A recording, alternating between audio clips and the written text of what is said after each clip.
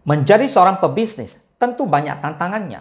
Namun, di era serba digital ini, sudah semakin banyak tips dan trik serta dukungan dari e-commerce agar kamu juga dapat meraih sukses.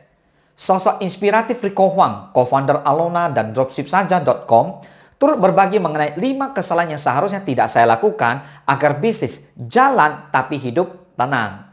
Di usianya yang baru menginjak 25 tahun, Rico sudah berhasil membangun kerajaan bisnis. Mari kita bahas.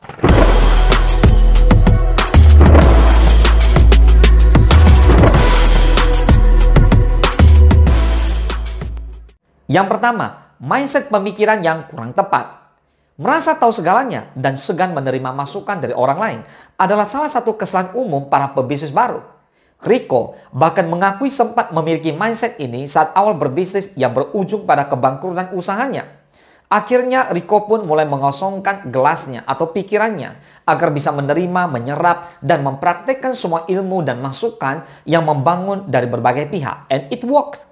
Terkadang, orang lain bisa melihat hal penting yang mungkin terlewat oleh kita. Padahal, hal itu mungkin signifikan untuk pertumbuhan bisnis.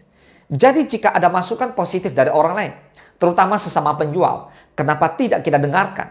Menerima masukan bahkan kritik membangun dari orang-orang terdekat dapat membantu bisnis untuk berkembang. Yang kedua, tidak mau berkomunitas. Menurut Rico, banyak juga pebisnis yang tidak meluangkan waktu cukup untuk berkomunitas dan networking.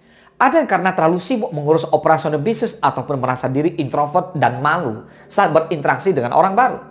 Jelas, penjual seperti ini tidak memanfaatkan komunitas penjual dengan maksimal atau bahkan memilih untuk jalan sendiri dan tidak bergabung komunitas manapun. Padahal, dengan bergabung di komunitas sesama penjual seperti Lazada Club, tidak hanya ilmu yang bisa didapatkan, namun juga jejaring dan bahkan kesempatan bisnis.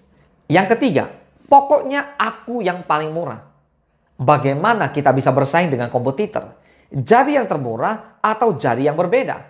Perdebatan ini tidak akan pernah habis. Menurut Rico, tidak masalah bisnis kita menjadi yang termurah atau menjadi yang berbeda. Asal kita bisa mempertimbangkan kelebihan dan kekurangan masing-masing pilihan tersebut. Misalnya, kelebihan menjadi yang termurah adalah di value dan omset yang tinggi serta biaya marketing yang rendah. Namun, nilai margin tipis sehingga terbatas untuk membangun sistem operasional yang baik. Jika kita ingin menjadi yang berbeda, tentu kelebihannya adalah kita memiliki produk yang unik dan berbeda dari kompetitor. Dan mungkin juga menawarkan promo bundling yang banyak dilakukan dalam kampanye-kampanye e-commerce yang menarik untuk konsumen. Namun, tentu biaya marketing dan waktu riset produk menjadi lebih tinggi karena perlu membangun brand awareness terlebih dahulu. Pertimbangkan kelebihan dan kekurangan masing-masing pilihan sehingga kita bisa menentukan strategi bisnis yang memang sesuai dengan tujuan akhir kita. Yang keempat, menyerah sebelum mencoba. Jika belum apa-apa sudah menyerah, bagaimana kita bisa meraih sukses? Rico pun menyebutkan ada langkah-langkah yang kerap digunakan untuk mengevaluasi langkah bisnisnya, yaitu tes. Misalnya aktif beriklan di media sosial dan menaruh link ke toko di Lazada. Operate, beroperasi sesuai hasil iklan. Tes, melakukan riset kembali dan merevisi keyword bila diperlukan. Dan yang terakhir, exit, evaluasi dan belajar hal baru. Intinya, gagal sekali bukan berarti akhir dari dunia.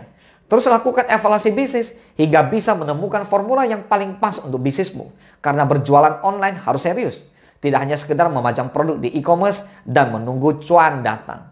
Yang kelima, aku adalah Superman.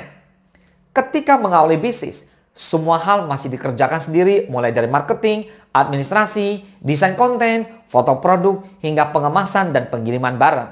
Namun, seorang pebisnis harus mampu mendelegasikan tugas-tugas agar dapat fokus memikirkan strategi pengembangan bisnis.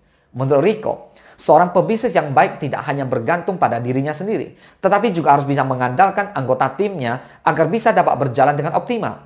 Percayalah, semakin besar bisnis, semakin banyak bantuan yang dibutuhkan pebisnis agar ia tidak terjerat pada rutinitas operasional semata. Semoga bermanfaat. Salam sukses, Dasya.